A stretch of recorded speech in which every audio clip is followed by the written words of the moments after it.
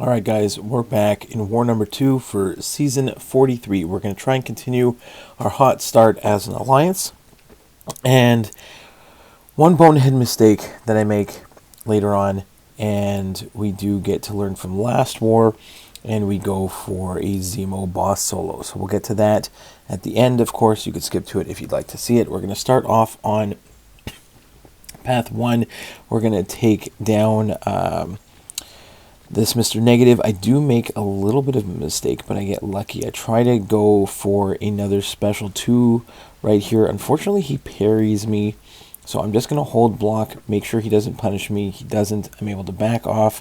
Actually, no, I use my block break stun to then give myself a little bit of an opening. Back off. He throws his special 2. I can go into a special 1, and I can clean this one up. So nice clean fight from Apocalypse to start off the war. We don't lose a lot of health there. That's what we want to see. It doesn't really matter. Solo's a solo. We only had one fight in path 1 and path 3 in section 1, but we do have the shared fight here. We're going to do this one also with Apocalypse. It's a Nick Fury. We're boosted up. We throw on those mutant boosts. We put on that power back boost, and we're going to try and go like special 2, special 1, push him into his get rid of the life model decoy, and do the same thing again. So there, or actually we go special 2 right into another special 2, which is pretty awesome, because we've got like the 200% power back boost. So there we go again. Go for a third straight, like that's 2 special 2s in a row. We're going to go ahead, evade the last bit of his special 1, and then I couldn't get the special 2 off. We have to go for the special 3, but that's fine. We're already in the second phase. Give him a nice big stomp on his head. Now he's halfway down. Perfect. It puts on some permanent concussion and degens. That's great. One more special 2. Goodbye, Nick Fury. Didn't know what hit him there. Next up, we've got a ridiculously easy fight with Galan. I guess in the new meta, last season Galan got banned a lot. In this meta, because everyone's scared of like Idooms and Nimrods and Omega Sentinels, Galan is like free reign to just go nuts. And I should have taken advantage of him more, and that's where my mistake comes into play. I will show you what happened. Not proud of it, but we, you know what, you learn from some mistakes, and we ended up getting the win anyways, so I don't feel so bad. It was a very tight war, but I do make up for my mistake, I think. So here we have the buffet Idoom. We've done this one a bunch of times with Galan. This one wasn't as clean as I would have liked, but still worked out really, really well. We get some decent evades on his special 1 and special 2, but I don't quite get him down all the way. What I should be doing against this Idoom is building up to like to max harvest. There I get clipped. Not too worried about that, but I should try and go for like max damage here. I'm almost there at like 640. I almost nuke him down, but now he's in the perfect range to get his regen. When he gets the regen, he is going to be unblockable because of the node. So I have to back off, and he gets a whole bunch of health back. So that is a little bit of annoying, but I'm Galan. I can just go ahead and, again, I get clipped, take some shock damage there, which was not pretty, but again, a solo is a solo. It doesn't really matter how we get there. We missed the timing on that heavy counter. Go for it again. There we go. Proper heavy counter into the unblockable special 2, and he's almost finished again. Beta special 2, do a few more attacks, and Idoom goes down. So not the prettiest Idoom fight here on this buffet node, but we'll take the solo. Next we go to node 30. I believe this is Toad. And again, with the new global, Toad I'm sure can be extremely annoying with Never Back Down, Reinvigorated, Unblockable, but Oc is a global attacker. So every time we heavy, which is what we want to do, we're going to get rid of his prowess, and we're going to do some power burn. So you can't get a lot of his prowess is what makes him so annoying, and he is just going to melt with Oc here, and that shows you how good he is in this meta. I'd be surprised. It'd be cool to see more of him out there, especially with this meta, but I don't see him too often. But look at how easily he gets through that Toad. Amazing. Now here's my dumb mistake.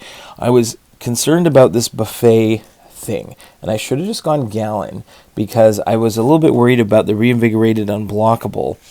But without the buffet, if I would have just gone with Galan, there would have been no issue on this one. I sped this fight up. It's really silly. If I would have gone with, I just kind of underestimated how annoying the regen was going to be. I know I could keep like the heal block up with Doc Ock, but what I should have done early on in this fight is build to a special 3, go for the permanent heal block, and then just spam special 1s, or I could have easily just gone with a Galan and I would have been fine. But what you're going to see is, and again, it's a little bit of a Doc Ock tutorial if you're not familiar with him. If I go with the heal block, go for the special 3, it is going to give me an extended duration heal block. So now, in theory, if I don't heavy attack, I could just refresh the healing with special 1s, but I have to be able to get enough power, which there I did not. I did not get enough power to refresh that special 1, but you can see even though I took some damage early on, when I did have that heal block on and I triggered buffet, because I'm an awakened Doc Ock and I'm max sig and I can steal a ton of the healing that he would have gotten because I heal blocked him. I healed back up to full. So it's going to be very hard for me to die in this fight. But by going with those parry heavies, instead of putting the heal block on him and using the special 3 and then spamming special 1s, I was wasting a ton of time. So you can see here, I'm trying at this point to do it. I also have to play around with things, rock stacks, and proper counting so that I only get him to 15. So it was again, this is really silly. I think Galan would have been an absolutely easy fight, but there you go if you want to learn some Doc Ock stuff. And then again, I gave him too many healings, so he went unblockable at this point. There's only 2 minutes left, and he's healing like right back up almost to full. And the reason why I say if I would have played the proper style, I could have gotten this down, and you're probably looking at it at this point and like, there's no style that he could possibly play that is going to take down this thing with the healing that he's getting. You were going to see what I could do if I would have done this right the first time. Okay, and again, I took some damage, but I'm going to heal it right back up. So now, watch what I can do when I can actually refresh the heal block. So there we go, we refresh it, and now he's going down. I'm getting the power burns, I am getting the refresh on that heal block, got it again right at the end, and now he's actually down to below 40% and still dropping. And I was like one annoying combo away, or one parry heavy away from actually getting this done. So again, there I went for the heavy, go for the heavy again. I'm like at 15 seconds left. I refreshed the heal block. It doesn't take him out. I needed a parry right there. I went for a parry and a heavy to try and hopefully bypass the unstoppable. It didn't work, so I actually had him down to 2% before that last bit there. I didn't die, but I timed out, so that's a death. But if I would have played that style from the very beginning, I could have gotten the solo. Galan probably would have been the much easier, faster choice. But again, there might be a point later on where I can't bring Galan, and at least I know I can do that fight with Doc Ock if I use the correct style from the start of the fight, and don't wait until the last minute and a half to try and take him down. But there you go. You learned something from it. Next, we're going to go on to like Node 32 Path 3. We're actually going to go Apocalypse against Shuri on this Thorns and Armor Glancing node. So if Shuri has an armor up, I'm potentially going to get a bleed on me. And I figure with Apocalypse, I can become bleed immune. And because I can't parry her non-contact attacks, but I can block break stun her. So I can hit into her block to get a stun to give me an opening. When she has untouchable there, which is if she has 10 of her charges and she throws a heavy attack, then she's going to get on the untouchable. So I have to be a little careful here. I got like a nice little intercept. I was going to try and build up to a special 2. At the same time, I want to bait her special 1s, because at least the special 1, if you let her like throw those beams into you, and then the last one here, so a couple small beams, and the last one you can evade and counter. So I figured that was what I was going to try and do. When the armor up was there, I did not want to hit into her. But I go ahead, I figure, fine, I'll put the concussion on. It actually doesn't trigger any bleeds on me, so that's fine. I'll take it all day. Again, I could have countered there, but chose to go ahead, hit into her block, grab a stun, and or like a heavy attack to refresh my concussion and degen. She went untouchable again, so I'm going to go ahead, back off, wait till that's finished. Again, heavy attack after the block break stun to refresh the concussion and the degen. Now I can go ahead and get this special 1 as well. Unfortunately, I walk right into that special 2 there. There again, untouchable, so I got to back off because I'm going to miss. Go ahead, nice little intercept into a special 1. We get the 4 debuffs active. I think the other 2 are going to fall off because I can't get a heavy off in time. That's fine. We have the poison and the weakness on. And at this point, she's almost down, but gets untouchable again. So just got to be patient. It's not such a terrible fight, but at the same time, I was a little bit nervous of who to use to make sure someone was bleed immune. And yeah, it did lag a little bit there at the end. Luckily, it was right as we were knocking her out.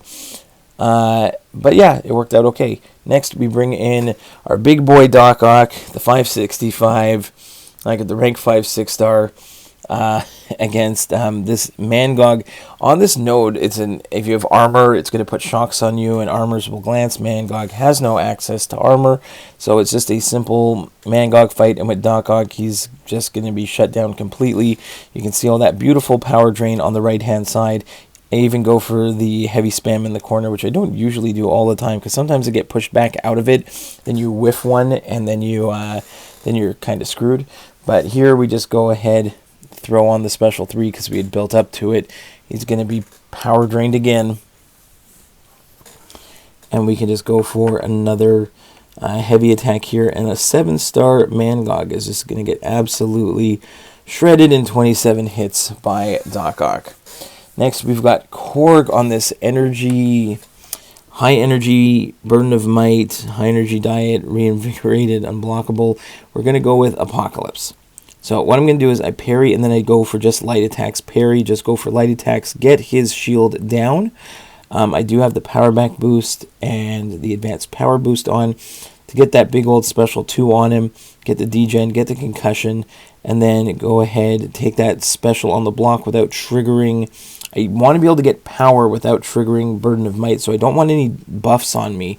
So I don't want to dex unnecessarily and risk losing some power, because I do want to get my specials going. Here we're going to parry and heavy in order to refresh all 4 debuffs that we have going on. And again, we're going to parry, light attack to try and make sure that we get all his like rock stacks down, and then go ahead and throw that special 1 or the rock shield down. Another heavy attack to refresh. Again, nice, clean, like back off on that special 2 without triggering a dex. That's great.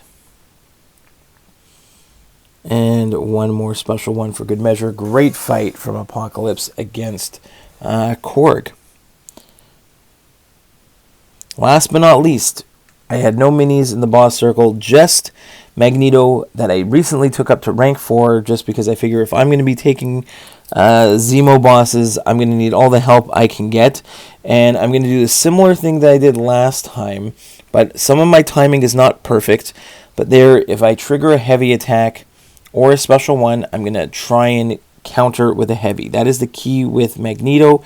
If both the heavy attack and Zemo's special 1, you can counter nicely with a heavy attack if you get the right spacing. Unfortunately there, even though I could rely on my unstoppable, that if I get hit, it does refresh every so often, the unstoppable on Magneto's heavy, but there again, 2 times in a row I got clipped and it didn't hit, probably because of the disorient that I did get on me, which again, the magnetism is no guarantee to get rid of that disorient, so there's nothing there. But I had a bunch of prowess. I got to special 3. He was nice enough to let me build up to like 32 or 36 prowess. It takes down a decent amount of him. Now, because it did get rid of got rid of his charges, it did put me into root. So similar to last time, I'm gonna evade his attacks on me when I'm rooted. Now that I'm not, I can go back into the exact same thing as before. Either I counter some of these with heavies, or I can just counter his heavy and special 1 with attacks. I do have the Fury from the special 3 still active. So I am hitting pretty hard at this point relative to Magneto, and there's no reason for me at this point to try and build up to special 3. So I am just going to go ahead and throw whatever I can at him just to finish him off. So really nice solo with Magneto. Could have been a bit cleaner, but solo's a solo, guys. See you in the next one. Bye-bye.